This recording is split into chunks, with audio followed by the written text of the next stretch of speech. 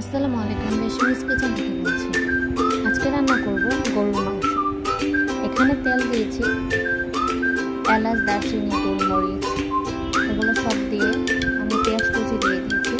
Brown colour করে ভেজে নেব।